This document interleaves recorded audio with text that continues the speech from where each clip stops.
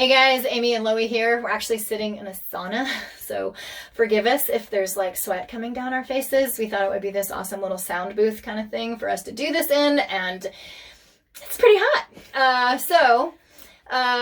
We're here to give you your playful experiment for the week. Your experiment this week is to write a letter that you're not going to send. And I love this one. I used to love it the most. Now that we've done so many others, I love lots.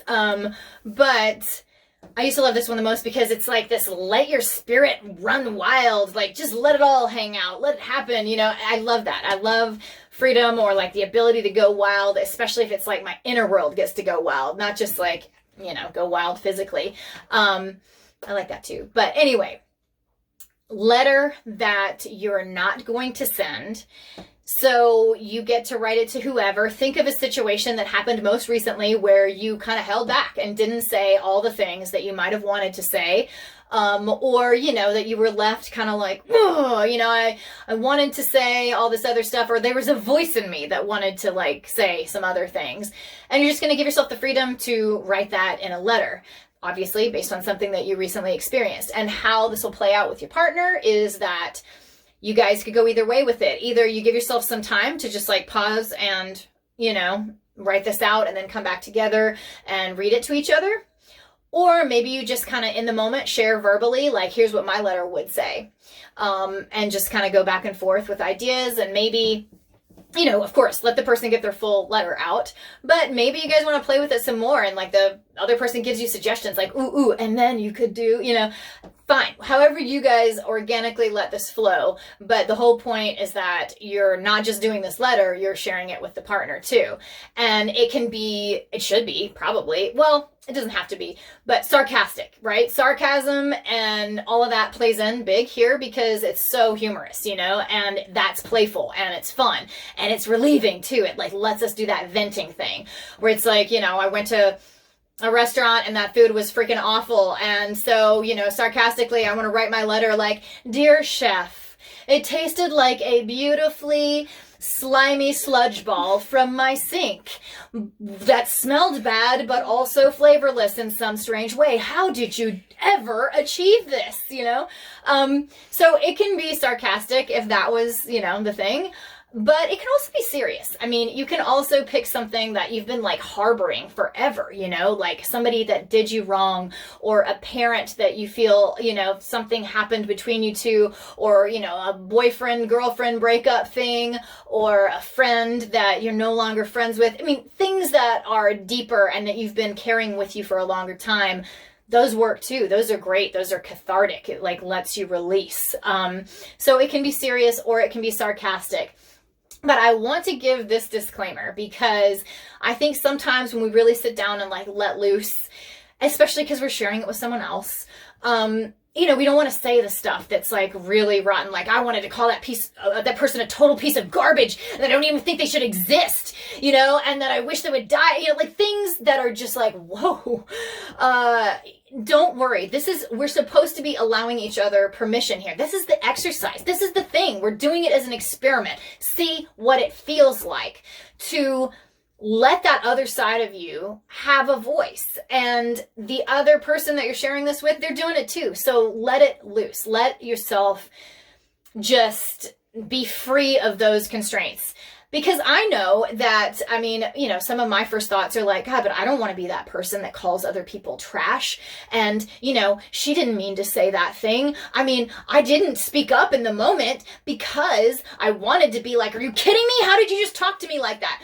But I didn't, because I know that she didn't mean it and that she was just kind of frustrated and whatever. And those things are good. So like, I'm saying that is amazing that you're mature enough to know that you don't want to be that kind of person, and that you have the wherewithal to like stop yourself from saying something horrible, like somebody's a piece of garbage, or, you know, something to someone that you know doesn't mean it. You know, it's awesome that you can zoom out and see the bigger picture and realize like, I get her world. I understand she's frustrated. I have enough empathy to realize that like she doesn't mean it.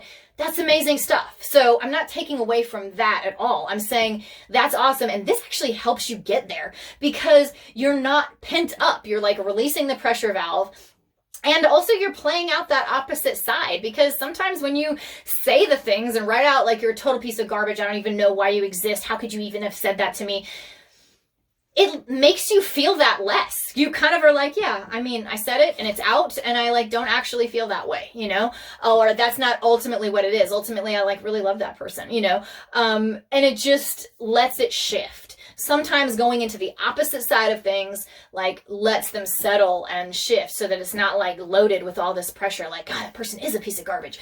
So anyway, don't be worried that if you write a scathing letter or if you're really, you know, saying rotten stuff, that means you're a bad person. It doesn't. We're doing this as an exercise of almost like opposites where, I mean, really, playfulness is that, where you take something and you flip it.